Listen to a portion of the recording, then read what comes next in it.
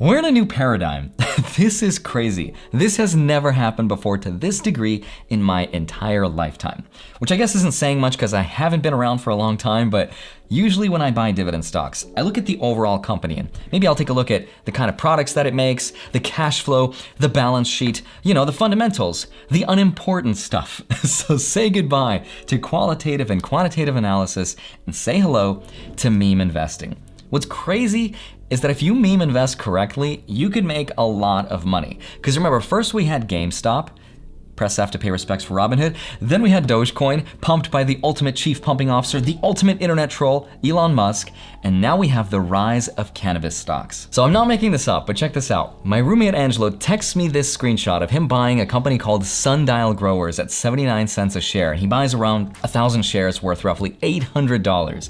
And I know that's not a ton of money, but very quickly that $800 becomes worth $3,500 at its peak just a day later, which is crazy because that's roughly a 340% growth rate. And just for reference, the stock market returns between 7 to 10% per year, and this is over 300% in like a day. So of course, that's having everybody pumped and super excited to finally get started with investing. So let me share with you my thoughts on how you can navigate this scenario so you can make some money for yourself and why you should also be very careful.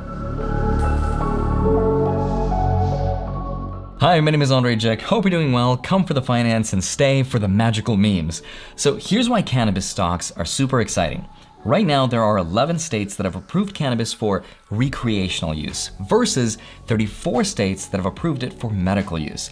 And this is a really good thing because it creates that catalyst effect that I talk about, which is once this is overcome, those stock prices will just explode that much more. And so this is actually going to happen, whether it's 3 months from now or 3 years from now. It seems like it's inevitable at this point because states will not want to miss out on becoming a part of the estimated $73.6 billion industry that cannabis is expected to become in just a few short years. So as individual investors, if we play our cards right, there's a few opportunities to make some money. First, if you've been keeping up with Dogecoin and GameStop, I'm sure by now you've heard the famous subreddit community that is Wall Street Bets, which I feel like at this point I'm mentioning inside of every one of my videos because that is how influential they have become.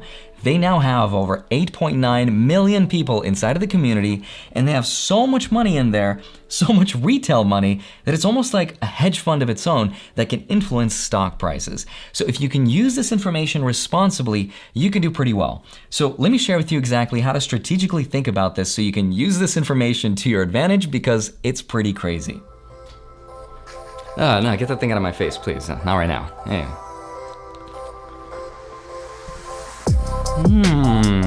So that's basically the summary of what's going on. We went from buying GameStop in order to stick it to the man and stick it to the hedge funds, to now being distracted by the new shiny toy, which is the cannabis industry. And the stocks in question are stocks like Aphria, Sundial, Tilray, Village Farms International, Canopy Growth Corporation, and of course Cronos, just to name a few. And some of these stocks have grown by over 100%, and some of them over 1,000%, and have made people pretty rich. So if you want to participate in this craziness, it helps to be able to spot these trends before they happen. So if you want to be a part of that, here's what I would do. Number one, go to Wall Street Bets or Twitter and try to see which memes you find, because believe it or not, these jokes are oftentimes exactly what determines which industry is going to get picked next as the next hot pick. And based on my research, the industry that I think will see this year get picked at some point is going to be psychedelics. This is just based on conversations that I've read about of people way smarter than myself talking about this, and one of those people actually happens to be Kevin O'Leary. So if he thinks that, then it must be true. Number two, pick a stock that has a memorable ticker symbol. Something like POTX, because that's easy to remember and most people are going to pick that one. If you can't find something memorable, the next step is to find something that is the cheapest one in the industry. That's because that's what people are going to pick as well. Even though a stock that's cheap has nothing to do with the reality of how cheap or expensive it is, it's just that's how people perceive a stock to be. Once they see a little number like 50 cents, they think it has the potential to go way higher, and that's what people buy. And step three, of course, is to profit. profit. And the way to profit is to basically sell the news. So there's a famous saying in investing that goes, buy the rumor and sell the news. So we're buying the rumor based on our Twitter and Reddit research with the memes, and then we sell once these companies drop the news of some collaboration or some partnership, or maybe their earnings report. And if you can do all of that before everyone else can, you're almost guaranteed to make a lot of money. But anyway, beyond just treating this like a meme, if you're gonna do this, there's a few more nuances that I'd like for you to know about. So let me share with you my strategic perspective on how I like to look at these stocks if I were a gambling sir. So here we go. The key is to think short term, because remember, long term, none of this stuff will ever matter, because in the long term, the companies that'll end up winning are companies with actual real world working products that people love buying with good management skills, and no amount of price manipulation by Reddit or any other community would ever change that. That is the reality. But we're not living in a reality, we're living in a simulation world, so let's make sense of the simulation, because there's 3 factors to consider. And number 1, if you wanna make money, you wanna follow these small cap rumors. The reason that these stocks are going to the moon right now is partly because of Wall Street Bets, which again is acting as a group of almost private equity or hedge funds to buy up some of these shorted stocks or small market caps, which, in order for a company to be considered small market cap, it needs to have a total market cap of around a couple $100 million to no more than several billion, which I know sounds like a lot of money, but in the grand scheme of the stock market, that's actually a pretty small company. And you can just find them by going to Google and just doing a simple search like market cap of XYZ, or you can find it inside of your favorite brokerage app. It'll probably have it there too. If you're still not sure where to look, then check out the Russell 2000 Index, which you can sort of think of as a box or a basket that has the requirement of only putting in stocks or companies that are considered small. Super random, but I promise it's gonna make sense in just a bit, and that's a great place to find that rumor of the day.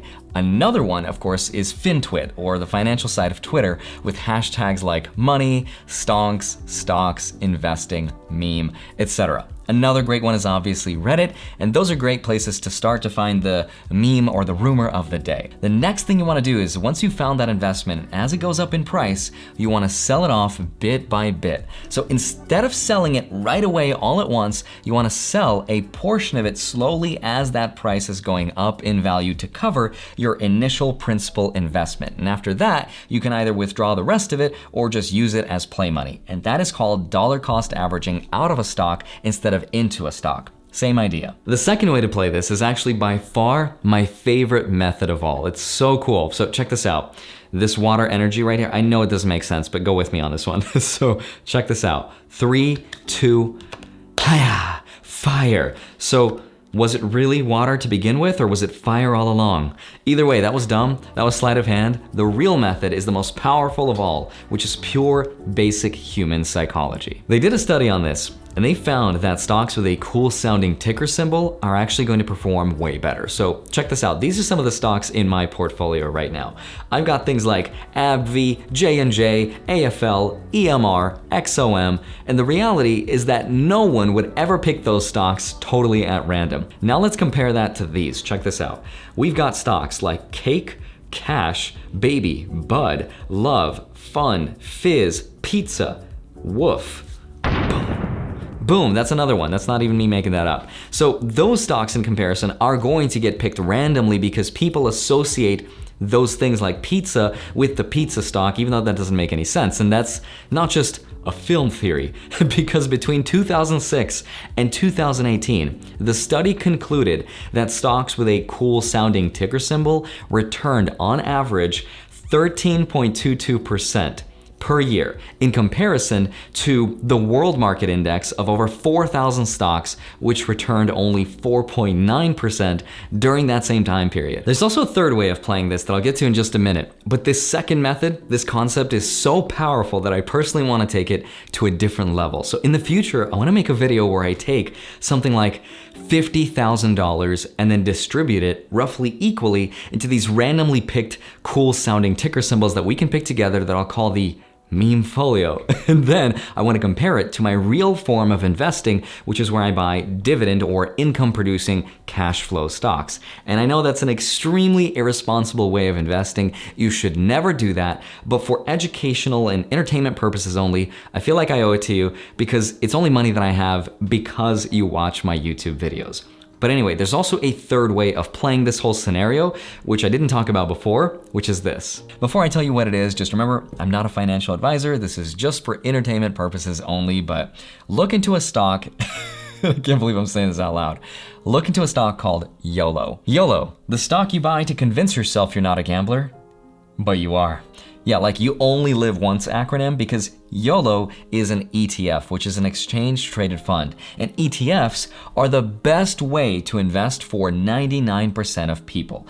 People that aren't glued to their computers all day, people that aren't trying to find Fibonacci sequences and have access to level 2 trading. And if none of that made sense for you, then this is definitely for you. YOLO is the AdvisorShares Pure Cannabis ETF, and you can think of this as sort of like a proxy for owning the entire industry, because this YOLO ETF tracks companies that make at least 50% of their revenue through the cannabis industry. So it's almost like by owning this one stock, you own the entire industry. The only downside though is that the expense ratio is a very expensive 0.75% per year. That's almost 1%, and as far as ETFs go, that is relatively expensive, but almost all the ETFs I looked at in this industry start at 0.7%. Unless you find a cheaper one, definitely let me know, but that's the trade-off that you're getting. And I'm not saying that YOLO is the best ETF of all time, I'm just saying it sort of fits the psychological profile. But as far as my real thoughts on whether or not you should do this, the answer is yes, but no. First, like I said, we have entered a new era of investing that I've never seen before in my life. And sure, you could do what my friend Angelo did and end up doubling or tripling your money in the span of 1 or 2 days. But you can also end up betting your money, and it's gone. Poof. So only invest what you're willing to lose. And speaking of investing, this is something I wish I had learned sooner, but I didn't. So if there's one thing you should take away from this video, let it be this.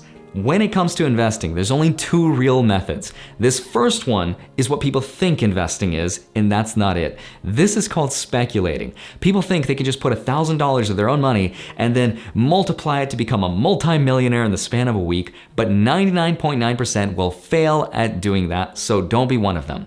The other side of the people will think that they can just get rich slowly, and that's what you should do. But by the time people realize that, most of them will have lost the power of compound interest because they'll have spent tens of thousands of dollars and decades of their time trying to chase to become rich. Because remember, you have to be right 3 times. You have to be right on the stock itself, when to buy it, and you have to be right selling it. So you literally have to be right 3 times out of hundreds, if not thousands of stocks and choices to pick from.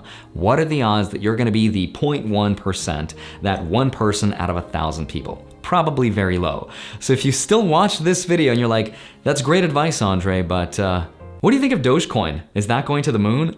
Here's what I would tell you. Set aside a limit, maybe 5%, maybe 10% of what you make, and use it as play money. But whatever you do, set a limit, because don't let friends go to the casino without a limit. I know these things, I live in Las Vegas. And if your investment multiplies or quadruples in value, whatever it is, start to dollar cost average out of it until you have your initial principal investment, because the rest of whatever is left, even if you lose it, technically that is play money that wasn't yours to begin with. That is called taking profits, and it's an essential tool of the everyday successful investor. Remember Bitcoin when it went to $20,000 in 2017? My initial principal value of $20,000 went to $120,000, but I did not sell any of it. 'Cause I'm dumb. Don't be like me. Even right now, I should probably sell off at least $100,000 to cover my initial principal value, but we're going to the moon and I'm no quitter. You see, it's hard to take your own advice even as I'm making this video, so I totally get it, I'm with you. But understand the difference between the irresponsible decision and the responsible one, and don't be upset when you end up losing money doing the irresponsible thing. The truth is, we all like to gamble and place some bets. My big bet is that I think the financial industry is gonna look very different 5 to 10 years from now, which is why I put in kind of a lot of money into that bet. I think the risk versus reward ratio is way higher on this bet, and the likelihood of success is way higher than putting this money into some random small market cap stock. So if you agree with me, then you can get up to $250 worth of free Bitcoin with BlockFi using this code below. And if you wanna get 2 free stocks with Webull, you can deposit $100 and you'll get 2 free free stocks, 2 of which can be valued up to $1,850. And if you'd like to track those stonks, you can find the spreadsheet on my Patreon. Love you. Thank you so much for watching this video. I will see you back here on Monday and Friday, sometimes a Wednesday. I'll see you soon. Bye-bye.